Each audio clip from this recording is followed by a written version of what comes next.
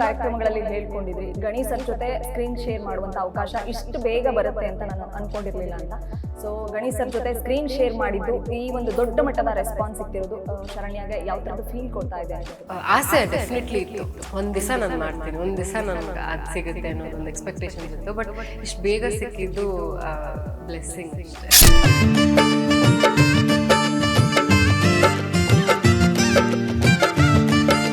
Rajarajeshwari temple ಹೋಗ್ತಾ ಇರ್ತೀನಿ, 1.5 ವರ್ಷದಿಂದ ಬಹುಶಃ ಪ್ರತಿ ವಾರ ಶುಕ್ರವಾರ ಅಲ್ಲಿ ಹೋಗಿ ದೀಪ ಹಚ್ತೀನಿ.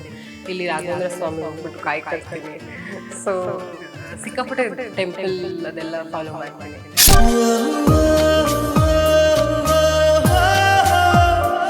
ದೊಡ್ಡ ಲಕ್ಷ್ಮಿ ಕೂರಿಸ್ತೀವಿ. ಈಗ ನಿಮಗೆ ಪೂಜೆ ನೋಡಿದ್ರಲ್ಲ ಎಷ್ಟು ಚೆನ್ನಾಗಿತ್ತು ಅಂತ. ಸೊ ಆ ಥರದೊಂದು ಲಕ್ಷ್ಮಿ ಕೂರಿಸ್ತೀವಿ. ಆ್ಯಂಡ್ ಆರತಿ ಮಾಡೋದಾಗಿರ್ಬೋದು, ಎಲ್ಲರಿಗೂ ಕುಂಕುಮ ಕರಿಯೋದು, ಅವರೆಲ್ಲ ಬರ್ತಾರೆ, ಪೂಜೆ ಮಾಡ್ತಾರೆ. ಗ್ರ್ಯಾಂಡಾಗಿ ಮಾಡೋದು ನಮ್ಮ ಮನೇಲಿ ವರಮಹಾಲಕ್ಷ್ಮಿ. ಲಕ್ಷ್ಮೀ ಮಹಾಲಕ್ಷ್ಮಿ ಜೀನದನಿಯೋಳೆ ಮೀನ ಕಣ್ಣೋಳೆ ಸೊಬಗೆ ಮೈ ತುಂಬಿದೆ, ಹಂಸ ನಡೆಯೋಳೆ ಎದೆಗೆ ಇಳಿದೋಳೆ ಜೀವ ಜಲ್ಲೆಂದಿದೆ.